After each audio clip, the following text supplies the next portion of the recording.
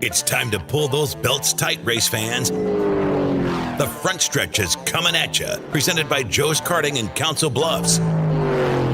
Now, here's Dan Taylor and Dirk Houston. Well, good morning to you, race fans, and welcome to the front stretch, presented by Joe's Karting in Council Bluffs, online at joeskarting.com. Fast-paced, white-knuckle racing just across the river on 23rd Avenue in Council Bluffs, and you can get them online again, joeskarting.com. Always subscribe to their Facebook page. A lot of great information. Like their Facebook page. Follow them on Twitter. And subscribe to their YouTube page. A lot of great videos on their YouTube page, including almost every show that the front stretch has done over the last 5+ years. Dirk, what a day today. We are one weekend away from our Christmas. We're not really going to have much of a Christmas special. We'll just continue the way things are. The biggest thing we have planned for you over Christmas Day is a potential interview with Scott Bloomquist or Superman Jonathan Davenport, just frankly, whichever one's able to get back to us first. Or and then anybody else that gets back to us first. True. As a part of the Legends of the Dirt series, and then like we did last weekend with the NASCAR organization spotlights, we're going to continue next weekend with Team Penske. This weekend's going to be Joe Gibbs Racing. Last weekend we did Hendrick Motorsports, and so we'll continue on with that. And then once it gets into 2017, which it's 2 weekends away. We're going to be 2 weekends away from 2017. Once we get closer into February, maybe even late January, the first portion of the show will be interviewing a lot of race directors, promoters, and track announcers to talk about the 2017 dirt track schedule for tracks like Harlan, Denison, Shelby County. The area tracks. Harlan, right. Eagle, I-80, Junction, hopefully all the tracks that are going to be open again this year. Because I think everybody knows we're like 70 days from Daytona. Yep, it's right about there. Too far away, yet too close. Yes. I was actually just last week earlier this week I sent out an email to all the existing contest participants of, if we switch to an app, would you be able to continue to participate? Because it's just started out as an email thing. Actually, it started out as a text thing between Buddy and Andrew and I. And then once we kind of worked out all the kinks, we moved it up into the email system with the fans. Well, now there's 50+ people that are participating. And my fear is that it's going to continue to grow. And it's going to be 65, 75, 85+ people participating in the season-long contest. I was going to say, we get 60+ just about every 5-week contest. We always have a bunch of people that pop in for those. So the goal eventually is to get the show an app. That's been one of my goals, but that costs money, and so it's long into the process. Plus, I'm trying to figure out if it's worth it. Will the show be able to benefit? Will the fans be able to benefit from an app? And one of those things that we could say yes to would be running the contest on the app. But Rick Havenridge, who's a contestant in the show, in the contest, opened me up to it seems to be a system online that works a lot like ours, where we get to set the rules and the parameters, and then people just log on to this and submit their picks each week. So that might be a system. So it might actually shift from being an app to, for the time being a website, to where we can run a lot of stuff, and I don't have to facilitate it the day of. I can just send out the stats the week of and the reminder emails, and then everybody just logs in the race day and puts in their picks. So it looks like that's the direction it may be going, but I got to do a little bit more research. So, yeah, we're not too far away from the Daytona 500 and getting those picks in for the 2017 Pick'ems contest. Doesn't look like the rules are going to change any. It just kind of depends on how the site's able to adapt our rules. Yeah, I was going to say, I think our contest is very easy to assimilate. The only thing that I would question on the site, first of all, is does it then not accept picks after race time? You would think so. And I would think so. And does it take them right up to the green flag? I mean, if it's one of them deals where it's a rain delay for an hour, is it going to give the contestants that extra hour, or is it shut it off at the proposed green flag? I would assume, and again, we're going to have to look into this quite a bit more. Well, I've played in so many of them. Yeah. That's when they did it. Even if the race was postponed 24 hours, you had to have your pick in by the regular green flag time, and you couldn't change it in that 24-hour period when you knew that everybody's cars had changed because they went from, let's say, a night race to a day race, or the temperature was 15 or 20 degrees different. You knew there was changes going to be made to the cars. So, and that completely threw you for a loop onto who to pick. Well, you couldn't pick. You were already stuck. Right. And I've also been involved with the other question I would have is if they're going to have some way to alert you on the fact that you've used 2 picks and you can't use that pick. That's going to be the things I'm going to have to. I don't know when I'll be able to get answers to those questions because right now the only available leagues to create are for NFL and NCAA because those are the only active sports. I imagine mid-January when they start working on the NASCAR system that'll be available for me to be able to explore. But for the time being, don't have answers to those questions yet. But yeah, those are important ones because those are key elements to our contest. Was it a Yahoo app or what was it? Benchplayers.com, I think it was. I was going to say, I know like Yahoo's got a deal where you can set up your own leagues and stuff like that. So, and I really like how simple it is. You pick your driver, you get the driver points. I mean, it's about as easy as it gets. I get turned off to fantasy leagues that deal with a point system for picking 4 or 5 drivers, like the NASCAR one that we did. You had me try out a year ago or so. Yeah. I got turned off by that because then I had to go in every week and buy new drivers and sell drivers. Well, you didn't have to. A lot of times you kept the same drivers, but the thing that I liked about it is it scored so many different things. It wasn't just the laps, and for me, the more complicated. And I just, I enjoy the sport so much. For me, the more simple, the better. Pretty much. This sums up Dirk and I. Dirk, ding, Dan, duh. Dan. Knock on the door for Dan. No doorbell there, just a simple knock. The simpler, the better. If I have to put too much energy into it, I get turned off. But that's just some of the things we're working on. Plus, we've got the big announcement we'll be making here in a couple of weeks. Really excited about this one. It sounds like the front stretch is going to be growing. For the Omaha listeners, it's not going to make much of a difference. You won't really hear any kind of a change. Just a few tweaks to the way the show is laid out. For those that listen over in the Atlantic area, we're going to get a lot louder, if that makes any sense. It will in a couple of weeks once we have the finalized contract and deals done, and we're able to move on that. So a lot of fun things happening for the front stretch. We're excited about it. It never hurts to get in early. You can email us now. We've got a new email address that we haven't really fully shifted over to yet, but frontstretchradio@gmail.com. Kind of planed that out a little bit. Got rid of the 590. It's just Front Stretch Radio. Still have the 590 address, the frontstretch590@gmail.com. That'll stay active for probably forever. I'll continue to use that one as a backup. But we're switching emails to get a little bit more ready for what's coming in January for us. A little more PC. Yeah. Some of the racing news throughout the area. Congratulations to Casey Kane Racing. This doesn't have to do with the Hendrick Motorsports number 5 Casey Kane. It has to do with his World of Outlaws sprint car team. They picked up a big sponsor in Napa Auto Parts. Yes, they did. Napa signed on to be a primary sponsor of the Brad Sweet number 49 car in the World of Outlaws series. I believe they signed on to be his primary sponsor for 42 of the race events, which is just a little under half, right? Because I think they have 96 events scheduled in the year. I was going to say, I think they usually end up running about 70 with their rainouts. Yeah. So 96 scheduled. Who knows how many of those 42 will be. I wonder what they do in those 42 if one of their races gets rained out, if they tack it on at another time of the year, well, again, you don't know how the contract's set. They might just be scheduled for the first 42 races at X amount of dollars, and they want their 42 races. Mm-hmm. So if they have a rain out, then they're going to get a race tagged on at the end of their 42, so mm-hmm. They might have to go to 60 races to get their 70 or to get their 42 races in.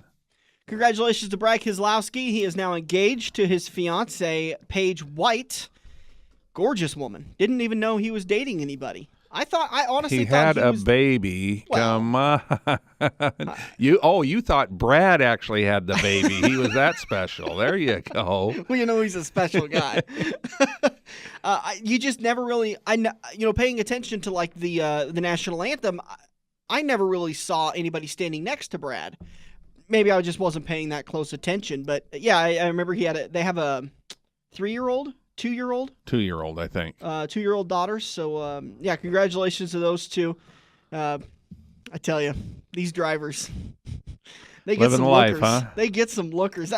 Listen, there's a lot of drivers in the Sprint Cup Series, in the dirt levels, that there's times that you look at and I don't mean any offense to it, but you look at it and you go, that fire suit helps a lot. Well, one of the very first things I noticed when I went to a triple header weekend as an official, because I'd done some truck races, and the first time I went to a truck, back then Busch Series, Cup Series weekend, was you went from the truck garage where they're, and you went to the Busch garage, it was like, wow, look at these. Yeah. You went to the Cup garage, you went, wow. I noticed that the first World of Outlaws race, I worked at I-80 Speedway. It was the first one I'd ever been to. And this was 2013 or so. And I remember walking around the pits going, wow, the landscape has sure picked up. This is amazing. But, yeah, congratulations to Brad and his now fiance. They're set to get married probably not during the race season. They're probably going to be sometime November, December next year. Well, they've been together for a couple of years. I really don't think the date's going to matter a whole bunch. BK Racing is going to have a bunch of new faces behind their wheels for the 2017 season. David Reagan announced he would not be returning to the team in 2017. And before that, Matt DiBenedetto also announced that he would not be returning. So a lot of new things happen at BK Racing. Clint Boyer and their wife welcomed their new baby girl. It was a little over a week and a half ago, so congratulations to those two. And let's see, Dale Earnhardt Jr. did a little bit of testing at, I believe, Darlington is where I saw the testing was done from. Also, if you head over to the Front Stretch Facebook page, I know the racing wrapped up last night, but there's a lot of good videos on our page that we shared. Kenny Wallace has been on fire getting people ready for the Gateway Dirt Nationals, just posting video after video about the track. When we recorded on Thursday, everything looked gorgeous, and then we're going to watch the race on Saturday. What would be last night on Saturday night for you listening to us live. But a lot of good videos on the Facebook page. One of them I think you really need to watch is the McKenna Haase video. That girl, maybe I'm just a little over the moon by her, a little bit too much, but for being, I think she's 19, maybe she's 20 now, but she continuously restores my faith in the new generation. And her alone, for everybody, every dumb thing you see out there on Facebook, this is a good thing. Her attitude towards life, her contributions, she's only 19, and she's already got a race team. She's already helping other kart racers. She helps this young kid that's getting into kart racing. She's funding his team, and she's in her own sprint team. I mean, what 19-year-old do you know that isn't putting all their money in the racing world into their own operation? Now she's diverting money to help out somebody younger than her. She continuously impresses me with her contributions to the sport. Well, like I said, drivers make a lot of money, and even at her level, I don't know if she's an actual hired driver for a team, but she did list a pretty decent list of sponsors. Yeah. That's another thing that impressed me about her. It's her team, it's her organization. She runs the day-to-day operations. She runs the books, she runs the financing, she runs the sponsorship programs, she runs all of that stuff. And she's got some really high-end sponsors like Casey's General Store and TYR Endurance, energy drink, Chicks Race Gear. I mean, she's got a lot of really high-end sponsors. Well, when you're a good-looking young lady, I mean, that helps. Let's watch Danica Patrick go through her racing career. Yeah. That's definitely a big plus.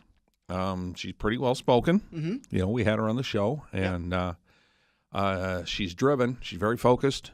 Knows where she wants to go. I mean, she's got all the attributes a sponsor would want to have in a spokesperson. Yeah, and I think... Yeah, absolutely. You're absolutely right. We got to move on because we got to get into our turn number 2, and we got to talk about the team organizations. Starting with this weekend, we're going to focus on Joe Gibbs Racing. So let's take a break. If you missed any of the action throughout the week, any of the news stories, just like us on Facebook, The Front Stretch, and we have plenty of videos and articles that we share each and every day, keeping you up to date with all the off-season news. We'll be back here in turn number 2 on The Front Stretch. Joe's Karting in Council Bluffs has taken a page out of IMCA's rulebook and gone crate. These brand new low-emission engines will still have you white-knuckling it all through the Metro's fastest indoor facility. Joe's Karting is now friendly for all skill levels with their brand new Honda-powered engines. It's time to get to Joe's today and find out what drivers like Jack Dover, Shaylee Bate, and Andrew Kosiski have known for years. Located in Council Bluffs and online at joeskarting.com. That's karting with a K. We're hooked up in turn 2 and still showing the green flag on the front stretch. Welcome back to the front stretch. Heading into turn number 2, which is brought to you by Quaker Steak and Lube, the official watering hole of the front stretch. Dirk, get this. Starting next Monday. Not tomorrow. Monday. Not tomorrow. Next Monday, December 26th. This is the best special. Now, as a sponsor of the show, we always talk about the great deals they have, the great food they have, and we take care of Quaker Steak as much as we possibly can. But in all reality, this legitimately is the best special I've seen them have since I've started working with them 5 years ago, and they're doing all-you-can-eat wings for $10.95. That's $3 cheaper than normal. Years and years and years ago, when things were a lot cheaper, and I'm talking 5, 6, 7 years ago, it was typical $9.99 all-you-can-eat wings. Then it upped. Then it came up. It's just the cost of everything has required them to bring it up. And when he called me and said, "Hey, we're going to do a New Year's ring-in. We're going to do a New Year's wing in the new year at Quaker Steak and Lube, and we're doing an all-you-can-eat special." And I'm thinking, "Oh, cool! It's $12.95, $13.95, somewhere in that area." He goes, "Nope, $10.95." And I said, "Are you kidding?" And he goes, $10.95, all-you-can-eat wings. It goes on doors open to doors closed, Monday through Sunday of New Year's week. So December 26th to January 1st. So the last week of 2016 plus January 1st. Plus January 1st. So I'm planning on heading out there with a bunch of people on New Year's Day. And we're just going to go out and, frankly, I'm going to take over a big old table. I'm going to get me a couple of lube tubes. I'm going to get me some all-you-can-eat wings. And I'm going to watch a bunch of football. And I'm going to enjoy myself. And you're going to have the Uber driver scheduled to pick you up. Funny you say that. I already downloaded the app in preparation. That's going on at Quaker Steak and Lube in Council Bluffs. It is a Council Bluffs special only New Year's Eve week. You can wing in the new year with $10.95 all-you-can-eat wings. Does that mean I can't go because I'm from Nebraska? We'll accept you. Okay. See, Iowa is very accepting of Nebraska. The other way around doesn't really work very well. Yeah, we're smart. You conservatives. We know what Iowa stands for. You conservatives. All right, let's talk about Joe Gibbs Racing, and let's break down a couple of their drivers. We're going to start with the number 11, Denny Hamlin. Contract set to expire at the end of the 2017 season. He's fully stocked on sponsors with FedEx and Sport Clips. They're all signed through 2017. There was contract negotiations earlier this year, rumors of negotiations and extensions, but nothing has been formally announced for the 2018, 2019, and beyond. His crew chief, Mike Wheeler, helped Hamlin improve in 2016, just slightly over 2015. Wheeler moved Hamlin into the round of 8 this year, where he was eliminated, as to where in 2015 he was eliminated after the round of 12. Well, and Denny's still a young man, so he's got a lot of years left in him. He's just in his very early 30s, if I believe. His season stats, 3 wins on the season. He kicked off Daytona with the closest finish at Daytona International Speedway, closest possible, I believe. I don't believe it gets any closer than that, according to scoring and timing.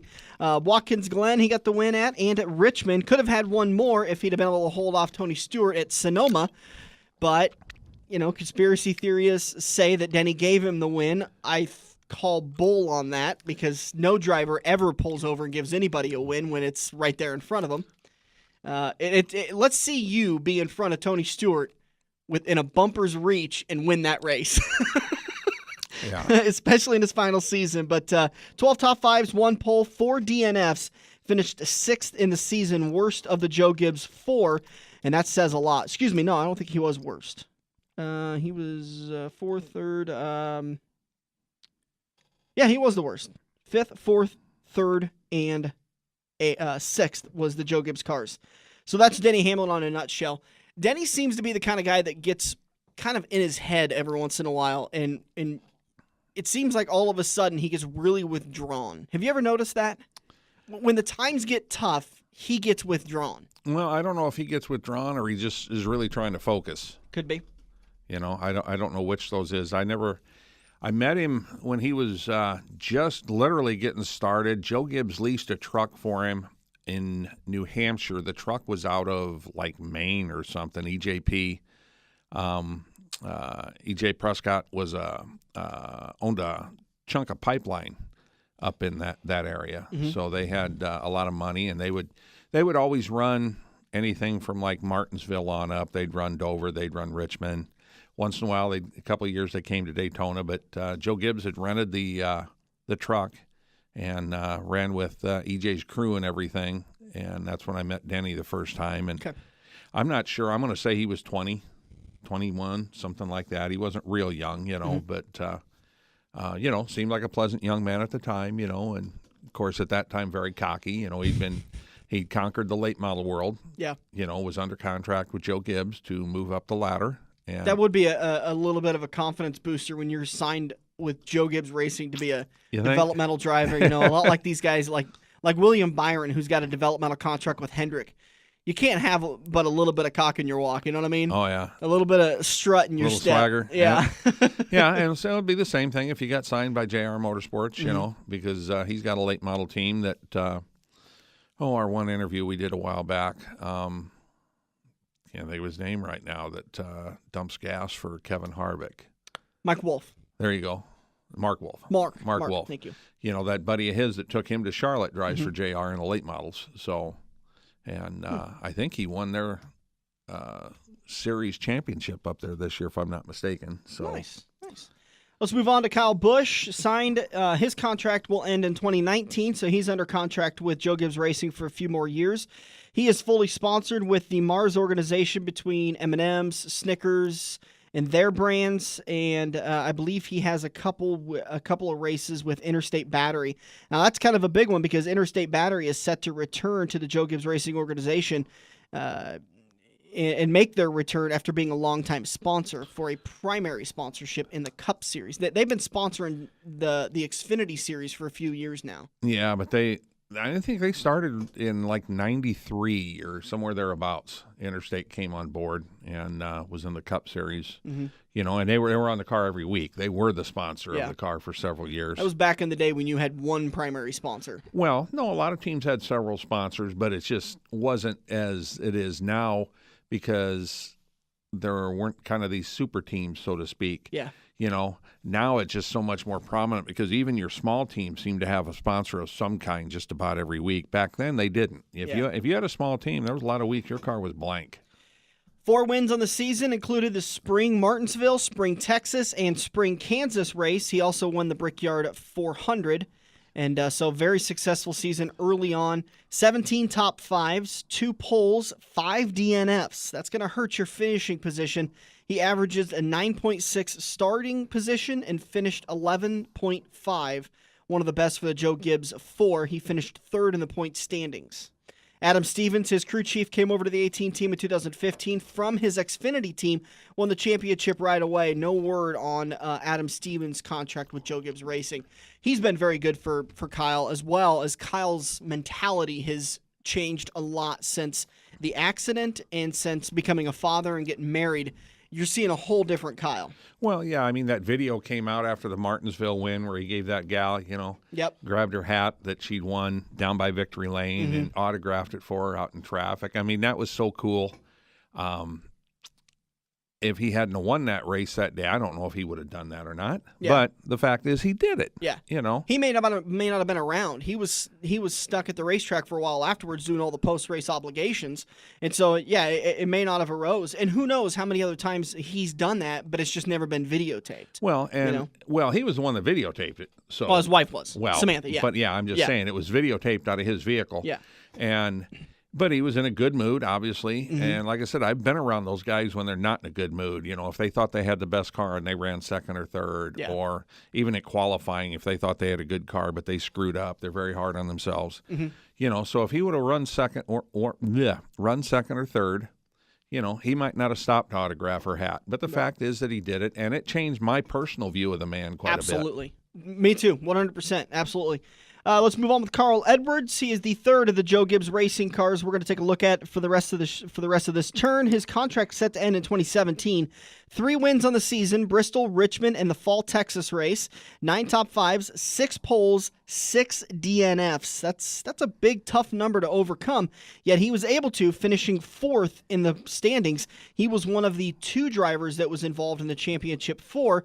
Looked like he had the race firmly in hand, but a late race restart and an accident with Joey Logano put him out of the race and ended his chances for winning that championship.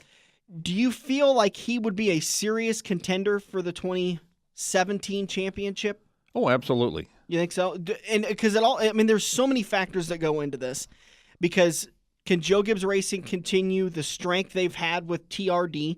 Can Edwards continue his strength? I mean, he was you see these a lot with these drivers. They get hot for a while, and then they fall off, and then can they get hot at the right times? Jimmy Johnson is the best example of that. Well, I think part of theirs was a lot of it was figuring the car out. I mean, they kind of, I think, got lucky with setups early in the year. You're talking for Hendrick? Yeah. For Hendrick Motorsports in the 48, yeah.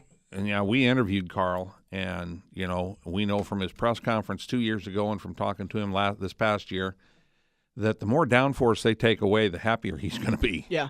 You know, like he said, take the wings off or take the spoilers off them and take the splitters off them and let's go race them. Mm-hmm.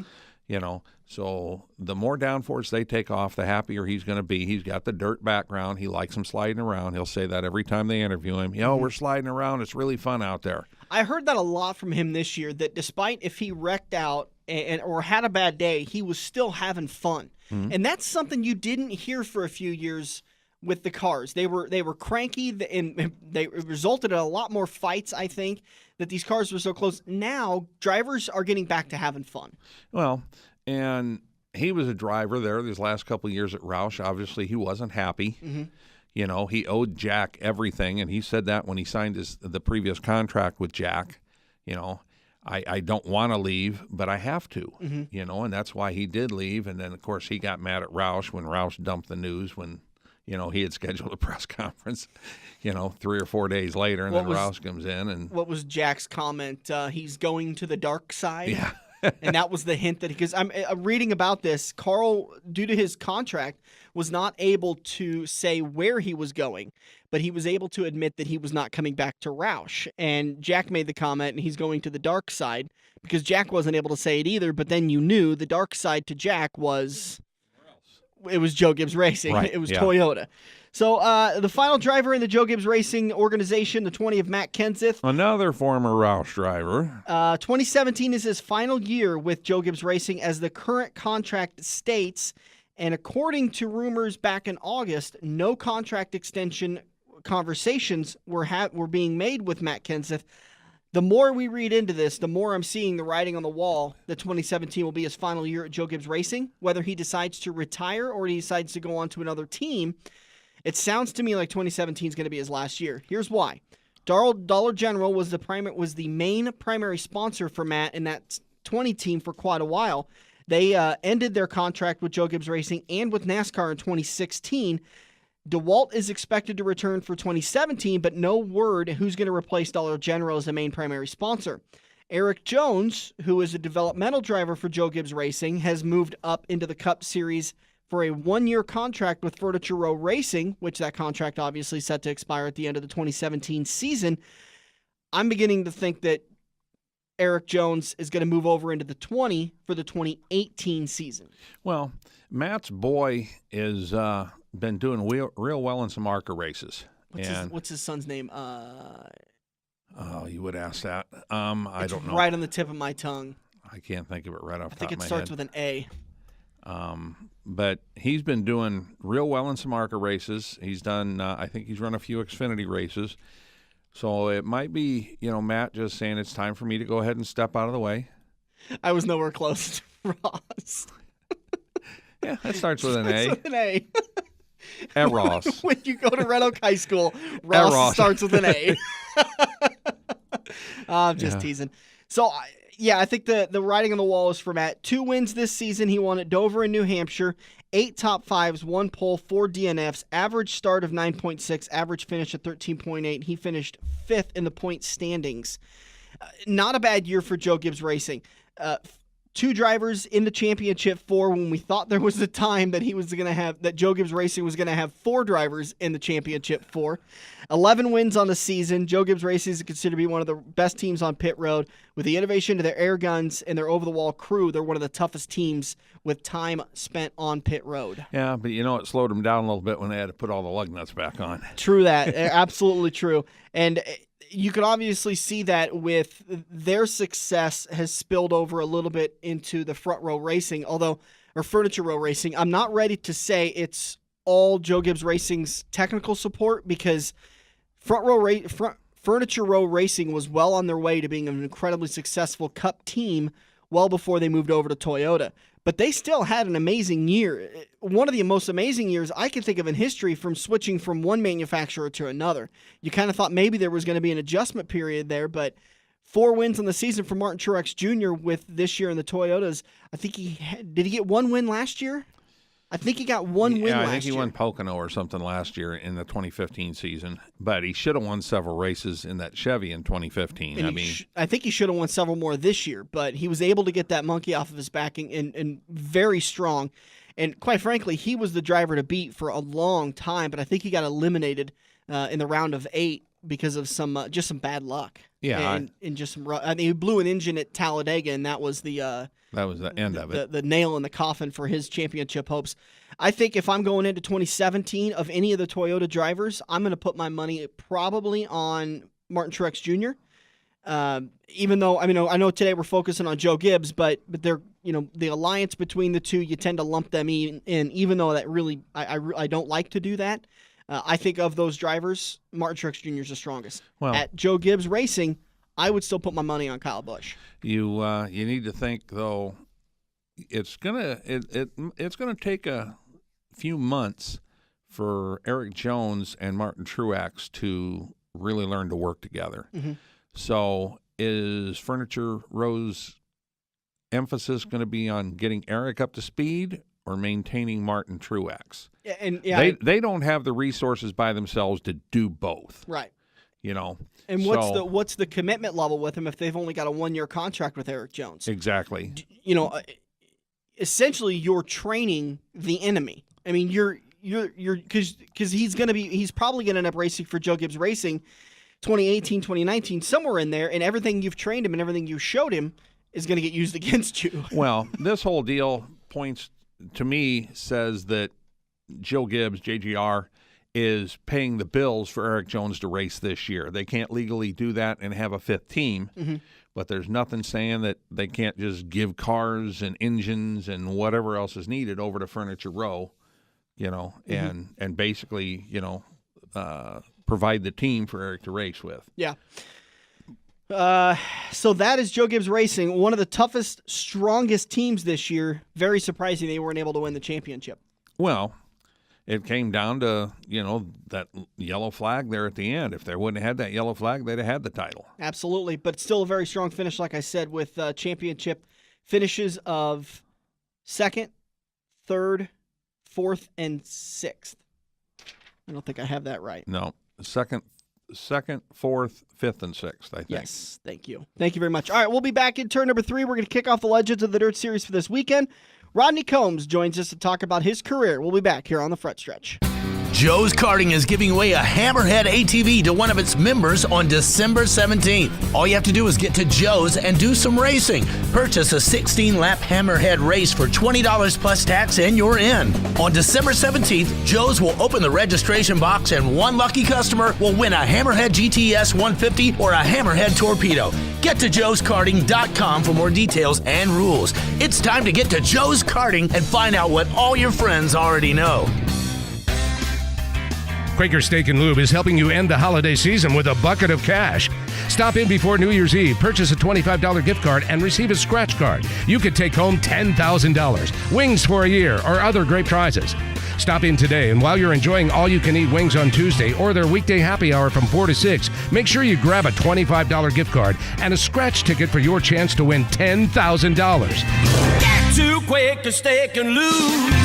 Mid-America Drive, Council Bluffs. Feather the brake and get back to the gas. Dan and Dirk are headed into turn 3 on the Front Stretch. Welcome back to the Front Stretch, heading into turn number 3, and it's time to kick off the 2016 and 2017 Legends of the Dirt Series. Today we're going to be featuring Rodney Combs out of Cincinnati, Ohio. Rodney, how you doing today, bud? Doing just fine. Now, have you resided back to Cincinnati, or was that where you grew up and you now reside somewhere else? No, actually, make a long story short, I was born in Cincinnati, but then my parents had a trucking company in Covington, Kentucky, so really I was in Kentucky for 12 years before I went back to Cincinnati, but they sort of claimed me, but then the first 12 years was in and around, now, of course, it's, Florence Speedway out there. I was over in and around that area for about 12 years and then went back to Cincinnati and then really stayed in Cincinnati to 1979 when I moved on to West Virginia and, got more into more into the dirt racing, I guess you could say at that point, of getting J.D. White and Mark Richards and J.D. Stacy and Dick White was the sponsors, owners, more or less, with the Howe Racing and Prototype Motors. And that's when we started the business of WRC race cars. So we sort of, that's how I sort of was a Cincinnati boy, and then Kentucky, and then to West Virginia and North Carolina. Well, talk about how it all got started for you. I'm kind of fascinated when learning from these legends about, quite frankly, how you got the addiction. Well, I got the addiction from my parents taking me. They was race fans in the early 50s, and that's where sort of I loved the sport when getting to watch the modifieds and the coupes and all that stuff at Eldora, Lawrenceburg Speedway, and places like that, Hilltop Raceway, which was in Ohio at one time, and got the bug as a little one. And actually, at 11 years old, I had an affidavit to go to my parents had to get me to go to Eldora with a modified that Frankie Mack drove. So I was sort of working on cars at 11, 12 years old with an affidavit so I can get in. And my parents had to cover me because racetracks, at least Eldora, so that sort of got started working on them and worked on them basically with some drivers by the name of Floyd Gilbert, Bill Teagard, Frankie Mack, George Bars out of Kentucky. So I was sort of a crew guy. 17 years old, I got asked to drive a car and sort of never looked back. Starting race at 17 years old and continuing on, and and pretty much from the dirt tracks, 68, 69, 70, 71 in Tri-County Speedway, which is Queen City Speedway too, changed from dirt to pavement. So all of a sudden I was a dirt driver, and the next weekend I was a pavement driver. Go back to when you were 11 and you were getting that affidavit to be in the pits and crewing for some guys. What would they have you do? I mean, would they put some responsibilities in your hand? I could get tires on. I could get tires on, and the early days, the little modifieds had them little quick changes. Well, then some of the stock cars had the big old truck rear ends. So some of them big old 6-lug truck rear ends, I couldn't quite get up in the housing, but I'd check air pressure. I'd put wheel, when they wanted a tire change, I could change the damn tire. And, like I say, the modifieds there when I was 12, 13, they had the little bitty quick change gears. Some of them had what they called back in the day. I think some of the very first quick change was cold stack. So they had them little quick change gears back then in the modifieds. Being a young kid in a pit at a racetrack, you probably had to learn some things that weren't meant for you quite yet. Well, I wanted to race. I seen and heard a lot of things, but I listened a lot. I learned, when they changed things with cars and as far as the modifieds, and then, because back then, a little bit different now with the sprint cars and that stuff, what modifieds had, they just sort of had chassis with half leaf springs, so it wasn't no sophisticated stuff. And then the late models I started working on, they was basically leaf springs and coil springs, so nothing special there. So I was able to pick up on a lot of setups and what they did and change the springs, and I'd do all that stuff and learn drivers of what push and loose and how they drove them. Because basically, 13, 14, 15, 4 or 5 years, I worked with some pretty good drivers and won some, a lot of races with them guys, and learned so much. Not only how to probably drive a car, because I really didn't get to really race nothing, played a little bit with golf carts, but I didn't really, parents didn't have money to have racing go-karts or nothing, so I really didn't get to drive. Once in a while, go out in what they used to call hot laps. Sometimes the crew guys would get to go out and roll the track in, what they called it, and never really got to go fast. And I was 16, turning 17, and a couple guys in Ohio there was going to have build a car the following year and asked if I'd want to drive. And I said, well, yeah, that'd be a dream. Well, I really never heard from them. And all of a sudden it come about Christmas time, and my brother said, hey, did you hear from them guys that was going to build that car for you? And I said, no, not really. He said, well, let's go try to run them down. So they was a little bit out of Newtown, Ohio. And we went to his house, and he said, well, hell, we've been waiting for you to get a hold of us. And, that got it started. We built my first late model race car in the bottom of a house, little big single car garage. We'd bend a piece of bolt roll bar. We'd go back in and make it fit because we didn't have room to do it because the garage wasn't big enough. It was snowing outside, so we did piece at a time, built my very first race car. And then, like I said, I helped Floyd Gilbert's, the Bill T. Gardens, the George Bars's, and that was back at Northern Kentucky Speedway. Now it's Florence, very well-known speedway. And my very first race, you didn't start on the pole because you was fast. Like, it was 8 cars, and I was the 8th quickest, and won my very first heat race that I run. Well, I had to put a little pep in your step. Awesome.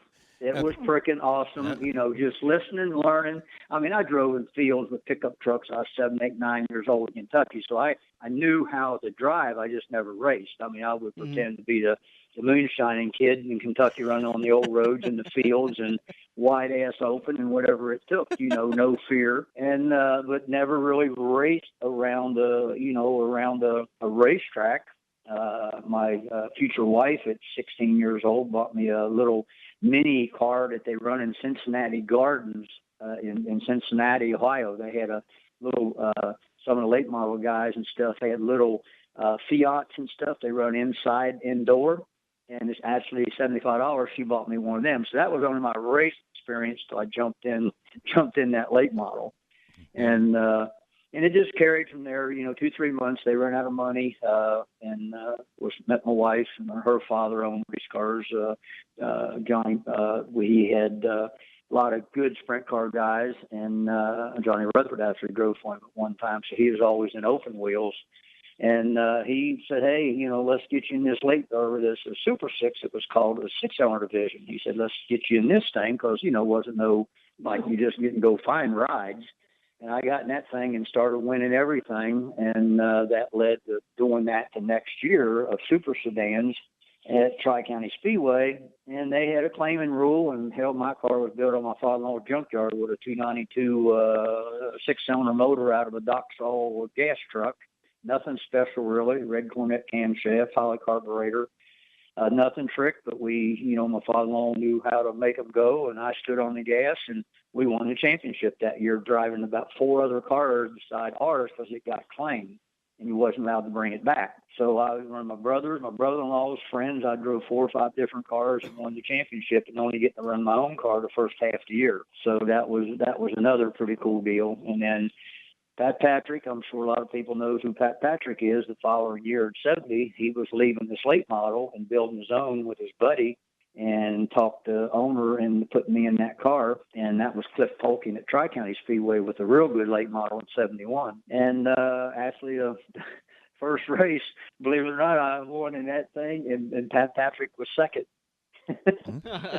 Beat the owner. There you go. That was another deal. And then, like I said, then here come Tri-County Speedway from one weekend to the next with dirt to pavement. I don't know if you remember that happening, but that happened. So all of a sudden, Larry Moore, myself, Bruce Gould, Joey Stricker, 6-8 of us stuck it out with the pavement. Everybody else left and went to other racetracks. But then you had to come in the likes of Don Gregory, Bob Seneker, Joe Ruttman, and all the hot dogs from up around Toledo and up in that way, which was, very good race car drivers. But it's the best thing ever done. I mean, I got to run, I got to win, I got to, meet Ed Howe, and that carried on to getting to drive the house car. So the experience from pavement, really, I run pavement from 72 to 78, just about, Larry Moore and myself. So, I run Eldor and Florence, about 2 dirt races a year. And then here come the deal with Hal, and then back to dirt for, all the way from probably 79 to 86, just about full time. And then here come the opportunity to run some NASCAR cars and, run a couple in between that with Tim Richmond. I was a teammate to him in 83 or 4 with J.D. Stacy. No kidding. My very first cup race in Atlanta, I run 9th. And it was his takeoff tires. So that was my coolest adventure, to go run a NASCAR race. Never, ever been in one, and run 9th at Atlanta, my very first race. Running all the different dirt cars. I mean, you've got so many years and you've seen so many of the changes. Do you have any real good fond memories of running the wedge cars? Were they one of your favorite? I always liked watching them because they were just so darn fast. I enjoyed running any type of car anywhere. I really had. I mean, I loved Eldora Speedway because I got to go there when I was little, and then work there and get in the pits and stuff. But even when I got to run Talladega my first time, Daytona, or even Atlanta, and then dirt tracks, I mean, I loved Eldora. I love Florence. I guess it was old home track, but Eldora was just the place. It was the Daytona of the dirt, but many of the dirt tracks, and just to get the run with the guys I watched and helped, and then, carried on to, through the 70s and 80s, and just, everyone really was special when you won. I mean, I just never really had a track I didn't like. You just can't do that as a racer. You got to conquer them all some way, which or form. Eldora, I mean, I should have won 5, 6, 7 World 100s. Motors letting go and stuff. I never got to. At one time, I made many more World 100s than anybody. 2nd, 3rd, 4th, 5th through 10th, but I never got to have the opportunity. Even the very first one in 71, I went up there in 71 with a late model, going away, winning that thing. The very first one, broke a drive shaft at 88 laps. Oh. That was the Bruce School in 71. And I mean, I can just tell you 6, 7, 8 of them. It should have, would have, could have. I mean, just going away, not even a issue with motors or drive shaft or radiator. Just things happen. But that was like the Daytona for Earnhardt when it took him 25 years to win it. Earl wanted me to win that thing so bad. I mean, we always talked. I watched him as a little guy, and then he was my hero of how he did things. I called him the one-man band. But, I loved all dirt tracks. Even when I go to Iowa and run Hawkeye Down, the big flat tracks, the little tracks, I just love being competitive and trying to win the races. You talking about the World 100 that way, it's kind of interesting because we earlier this summer we interviewed Bobby Pierce, who at 19 years old wins the World 100, so he's on the opposite end of where you're at. Yep, and his mother was Bill Teagarden, that's his daughter. So I've known her from a little one, from a baby. And she told him, do you know how many guys has tried, just won everything? That's what Tom Helfrich, I think, told somebody not too long ago. And he says, you know what, mate? He said, what Tom Helfrich said, hey, Rodney Combs never won the World 100. He won every damn thing else in the country, all over a ton of different states. So, it ain't all over because you didn't get to win that. Yeah, he should have. Maybe I should have. But there's a guy that should have won 5 or 6 or 8 of them, So, I mean, it just luck, what goes on, and it was motor related, never crashed out. I mean, it was always motor related, flat tire or heat or drive shaft or an axle, something that kept me out of the win, and it wasn't for not being fast. Hell, we used to qualify 2 or 3 cars in the top 6 back in the day. You could qualify 3 or 4 cars up there if you remember. Yep. And I'd have 3 or 4 in the top 6, and then let them set. One time, I let Gary Stuhler drive my car one time. A sprint car driver named Junior Smalley one time, and then that was it. Hardly anybody. I was racing pavement in the 80s. I let Charlie Swartz run it at Hagerstown, and then I let a guy run it at Knoxville, Tennessee. Went blank here on his name, but very few guys I ever let run my cars. But when they did, they run well in them. We built, of course, too. But no, I just loved Eldora. Shoulda, woulda, coulda, but I just enjoyed being competitive. Many different states we used to run with NDRA from. Oh God, New York and Muskogee, Oklahoma, everywhere in between, and the win and all them different kind of states and do what we done and got paid pretty good for it back then through the 80s and the best drivers in the country. I mean, that was the Dirty Dozen before they ever thought about the World Outlaws, with Buck Simmons and Duval and Freddie Smith and myself and Helfrich and God, I'm probably missing 3 or 4 more. And, that was, you run with the best right there. Yeah, Larry Moore, Jackie Boggs, Jim Dunn. Yep, Jack Boggs, yep. Jim Dunn was one of my customers, yeah. I mean, that was what it was about. I mean, we go all over and get to do that. and have we're now, okay, they got the Lucas Oil and the World Outlaws. Well, hell, Robert Smalley way ahead of his time having an NDRA back in the day. It was very professional. Dozen good guys, 10 to a dozen that put on one hell of a show when they go somewhere. Rodney, let's take a quick break. We'll catch our breaths, and we'll come back in turn number 4. We'll talk for another 10 minutes or so, and then we'll wrap up the Legends of the Dirt series. We'll be back here on the Front Stretch. Are you looking to book your next outing? Look no further than Joe's Karting in Council Bluffs. Located just north of Bass Pro Shop, Joe's Karting can handle outings of well over 100-plus people. Bachelor parties, corporate outings, team building, birthday parties, and much more. Give Buddy a call today and reserve your outing. Joe's will even work with local restaurants to cater your event. Book yours today at joeskarting.com. That's karting with a K. It's time to get to Joe's and find out what everyone already knows. It's checkers or wreckers as we enter turn 4. On the Front Stretch, presented by Joe's Karting in Council Bluffs. Welcome back to the Front Stretch. Heading into turn number 4, just about ready to wrap this baby up. Turn 4 brought to you by Quaker Steak and Lube in Council Bluffs. All the football action is on the big screens today at Quaker Steak and Lube in Council Bluffs. Make sure you grab all of the great action, all of the great food, all the great selections in Council Bluffs, right across the road from Joe's Karting. Again, in Council Bluffs, you can find them on Facebook at Quaker Steak and Lube at Council Bluffs. Is it a coincidence that those two are across the street from each other? Not at all. And it's not a coincidence that those are my two favorite businesses. Do a little lube tube over at Quaker Steak, go do a little racing at Joe's Karting, come back and refill at Quaker Steak. It's a good day for Dan. And don't worry, Buddy does not have a breathalyzer at karting. But they will stop. We're not condoning drinking and racing carts. One of the guys that I don't think he'd condone this either. Rodney Combs on the phone with us talking about the Legends of the Dirt series. We've always heard that there's been some suspect guys that maybe you started enjoying the party before the races and shouldn't have been on the track. Did you ever experience anybody like that? Well, I just put it this way. Not in the early days, even some of them guys I worked for, Lloyd Gilbert used to go how many beers he'd have getting to a track. So if it was one beer or two beer, or some of them lived down in, lower Kentucky, he'd have 3 beers. But, it never affected. Yes, some did. Some got braver.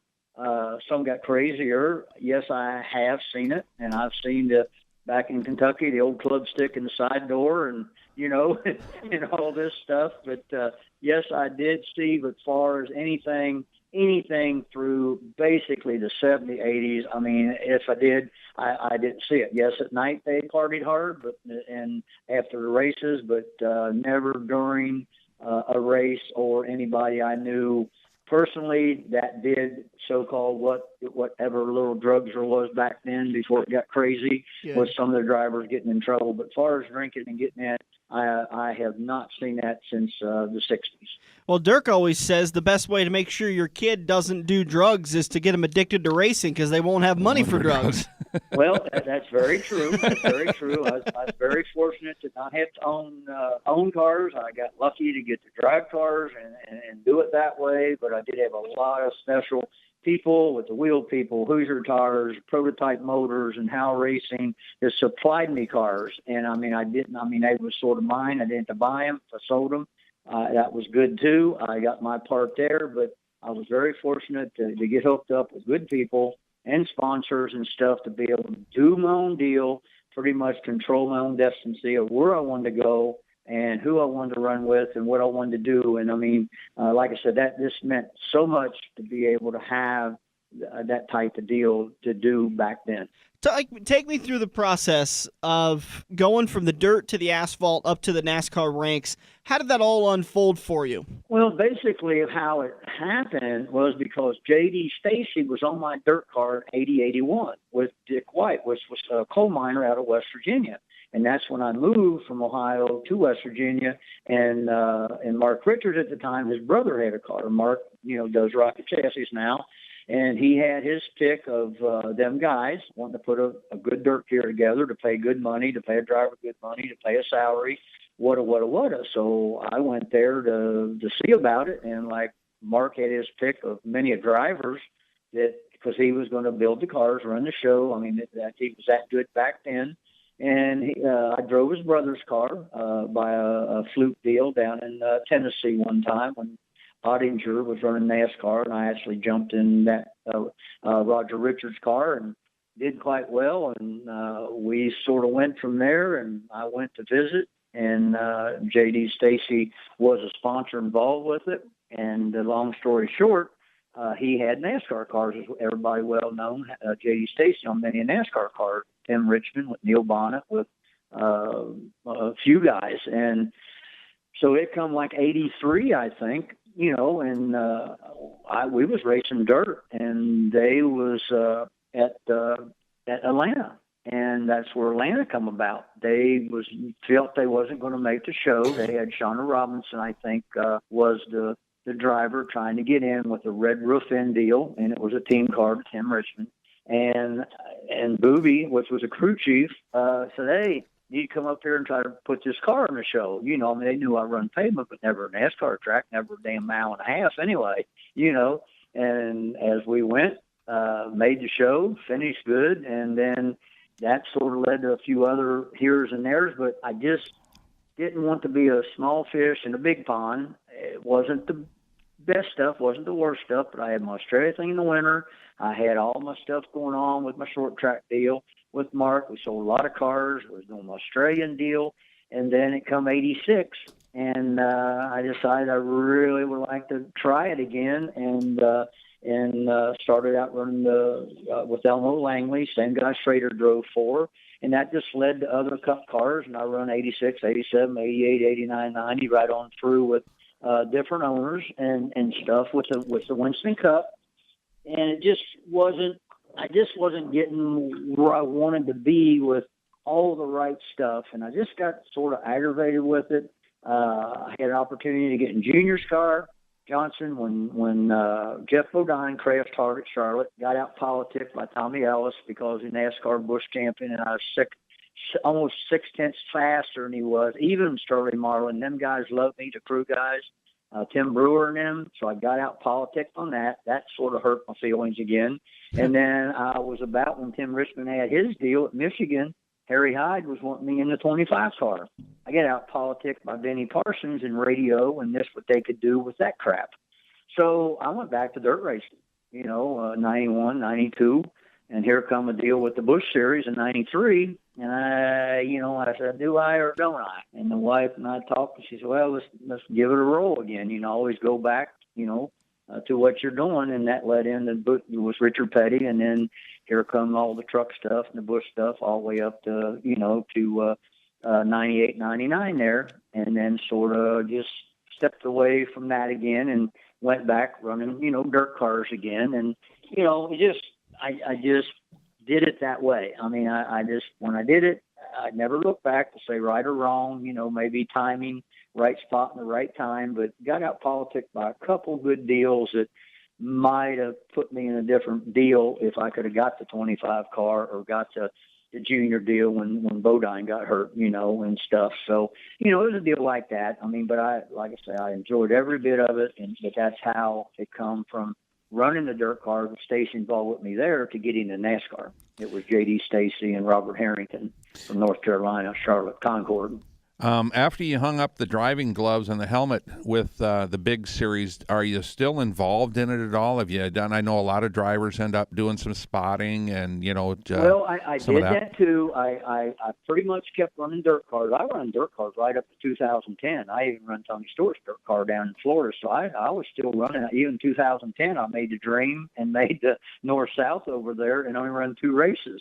So, I mean, I was still driving it in, had a little bit of vertebrae issue to where it put me out of golfing, fishing, and racing for almost 2 years a little bit. So when that happened in 2010, I just never went back to Eldora, Florence, or even the trade show. I just I deal with the die-cast thing. I talk to the guys, all that doing the die-cast on them, but I got calls. I mean, I got calls for 2 or 3 years. Drive this, do this, come here, do that. And I just said, no, I'm okay right now. I'll appreciate it. And I just, at that point, I didn't say I was retired yet, but I hadn't been in the car since 2010 and had opportunity. And that sort of led to that deal. So, I mean, I still pretty much driving 6, 8, 10 races for different people through 11, 12, 13, 14.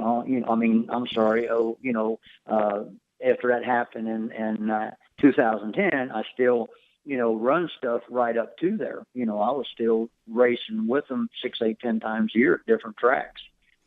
So that had to be tough, though, to have the addiction of racing and the opportunity to go race. How did you turn that away? I guess because I did it so long, I sort of promised the wife at one time, hey, I get to 50, I'm done. Here comes 55, I'm gonna be done. Well, it got to 60, and I said, okay.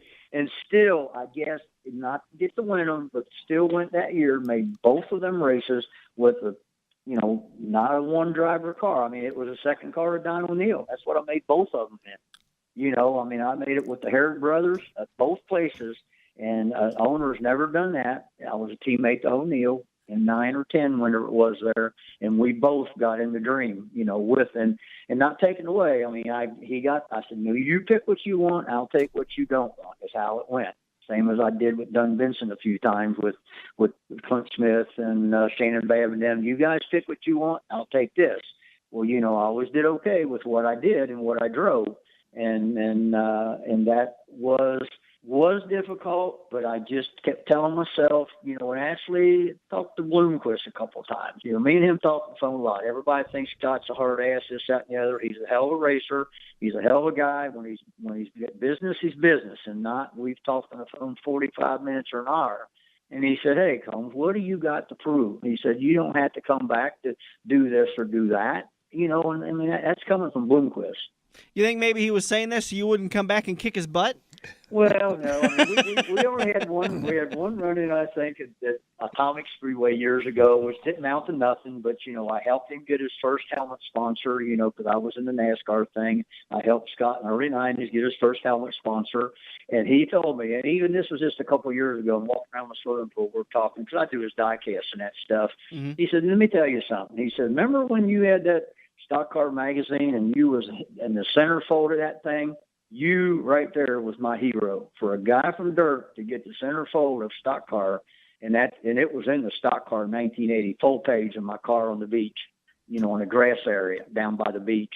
He said that guy right there, and it was you, was my hero to be able to do that, what you done, and from a little guy or whatever to get a centerfold of Stock Car magazine. That come from Bloomquist. That's cool. That is cool. He's a good dude. Yeah. But to hear that type of stuff and stuff that Mike Martyr has sent me and letters and stuff that were, dude, how can somebody come one or two times a year and sit there and jump in the car and make a show, run fast, and even Moran, I think the dirt track down at, which Kentucky track was it there? All them guys, Chubb Frank, Donnie Moran, all these guys. Here I jump in the second car that somebody at Florence had. I put in the freaking show, and there goes Moran home. There goes Chubb home. All these guys go home, and I was forced to do good enough to put it in the show with 60, 80, 100 cars, So, I mean, it just really neat. I just loved it. I was serious about it. When I put the hat on, I was going to get it done. I don't think I've ever noted to run over people, crash cars, or nothing like that. I tried to get out of what I could and won my share and doing things like that. But for having people from the Bloomquist, the Marlers, and the Moran that that dude, you don't know what that means. We race all year long, 3 times a week. Here you come in and you put it in the show. Unfreaking believable, they say. And nothing special. It just, I don't know. When it comes to that, I just love to be competitive, and I dig and I get out, I guess, all I can and more out of a race car. Rodney Combs, been our Legends of the Dirt series. Man, you got a lot of people that admire you and enjoyed watching you win races. We appreciate you taking the time out of your day to have a little conversation with us. Hey, guys, I enjoyed it very much. So hello to the fans out there, whoever you might be with. I love all the fans. Without fans, we wouldn't have racing. Absolutely. I love doing it with you guys. Enjoy it. Rodney, have a good rest of your day. Thanks so much for your time. Not a problem, buddy. Thank you. Thanks, Bye-bye. Rodney. Yep. Bye. Rodney Combs, as a part of the Legends of the Dirt series. We got to wrap it up for today. We'll be back next weekend with another Legends of the Dirt series. Make sure you like the Facebook page, Front Stretch, and we will get you up to date with who next weekend's Legends of the Dirt series interview will be. For Dirk Houston, I am Dan Taylor. This has been the Front Stretch presented by Joe's Karting on AM 590, Omaha's ESPN Radio. The official watering hole of the Front Stretch has you covered any day of the week with the best wings, great burgers, and amazing steaks. Each weekday from 4 to 6 is happy hour, featuring $1 off draft and well drinks plus $4 Luberitas. Mondays are kids' night. Tuesdays are all-you-can-eat wings for $12.95, and the lube even delivers to the Council Bluffs area. Like Quaker Steak and Lube Council Bluffs on Facebook for a full list of weekly events. Get to Quaker Steak and Lube. Mid-America Drive, Council Bluffs. Are you looking to book your next outing? Look no further than Joe's Karting in Council Bluffs. Located just north of Bass Pro Shop, Joe's Karting can handle outings of well over 100 plus people. Bachelor parties, corporate outings, team building, birthday parties, and much more. Give Buddy a call today and reserve your outing. Joe's will even work with local restaurants to cater your event. Book yours today at joeskarting.com. That's karting with a K. It's time to get to Joe's and find out what everyone already knows. This has been the Front Stretch Radio Show, presented by Joe's Karting in Council Bluffs. To contact Dan or Dirk, find them on Facebook at The Front Stretch or email them at frontstretch590@gmail.com. If you missed any part of today's show or want to hear a previous show, subscribe to the Joe's Karting YouTube page where you can find almost every Front Stretch show.